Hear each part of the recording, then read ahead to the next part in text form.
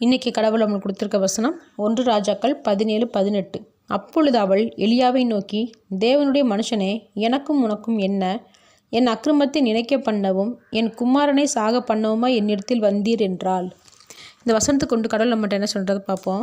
எலியாவா கடவுள் சாரிபாத் ஊருக்கு போ, அங்கே ஒரு விதவையை கொண்டு உனக்கு பராமரிக்க கட்டளையிடுவேன்னு சொல்கிறாரு. எலியாவும் கடவுள் பேச்சை கேட்டு அந்த விதவை கிட்ட வராரு. வந்து அப்பமும் தண்ணீரும் கேட்கிறாரு. அதுக்கு அந்த விதவை என்ன சொல்கிறான்னா, கொஞ்சமாக தான் மாவும் எண்ணெயும் இருக்குது, அதை நானும் என்னோடய பையனும் சாப்பிட்டு சாக போகிறோம் அப்படின்றத சொல்கிறா. அதுக்கு எலியா, நீ எனக்கு முதல் அப்பத்தை சுட்டு கொண்டு வா, கடவுள் உன்னோட பானையில் மாவை குறைய போகிறதும் இல்லை, எண்ணெயும் குறைய போகிறதும் இல்லைன்றத சொல்கிறாரு அப்படின்றத சொல்கிறான். அவளும் எலியா பேச்சை கேட்டு செய்கிறா. எலியா சொன்னது போல் மாவும் எண்ணெயும் குறையலை. அதுக்கப்புறம் கொஞ்ச நாள் கழித்து அந்த விதவையோட பையனுக்கு உடம்பு சரியில்லாமல் போகுது. அப்போ அந்த பெண் எலியாவை பார்த்து, என் பையனை சாகடிக்க வந்தியான்னு கேட்குறா. முதல்ல அவளும் அவனோட பையன் சாகணும்னு முடிவு பண்ணியிருந்தா. அந்த கஷ்டத்தில் இருந்து எலியாவை கொண்டு கடவுள் காப்பாற்றினது மட்டும் இல்லாமல் அவளுக்கு மாவும் எண்ணெயும் கொடுத்து ஆசீர்வதிச்சார்.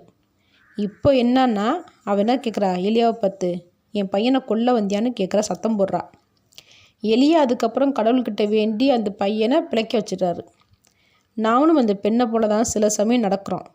நம்மளே நம்மளோட வாழ்க்கையை முடிச்சுக்கணும்னு நினைக்கிறோம். நாம் எதுக்கு உயிர் வாழணும்னு நினைக்கிறோம்.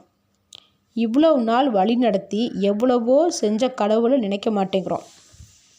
இப்போ நடக்கிற பிரச்சனையை வச்சு தப்பான முடிவு எடுக்கிறோம். கடவுள் மேலே கோவப்படுறோம். அந்த விதவை பெண்ணும் கடவுள் மேலே கோவப்பட்டு மாவும் எண்ணெயும் கொடுத்தது கூட நினச்சி பார்க்காம எலியாவை பார்த்து கொல்ல வந்தியா என் பையனன்னு கேட்குறா. நாமளும் அந்த பெண்ணை போல விசுவாசத்தை இழந்துடும் சில சமயம். ஆனால் தேவன் அந்த விதவியோட கண்ணீருக்கும் எலியாவோட ஜெபத்திற்கும் இறங்கி அந்த பையனை உயிர் பிழைக்க வச்சார். அதே போல் நமக்கும் கடவுள் அதிசயத்தை செய்வார், நம்மளோட கண்ணீரையும் துடைப்பார். ஆமேன்.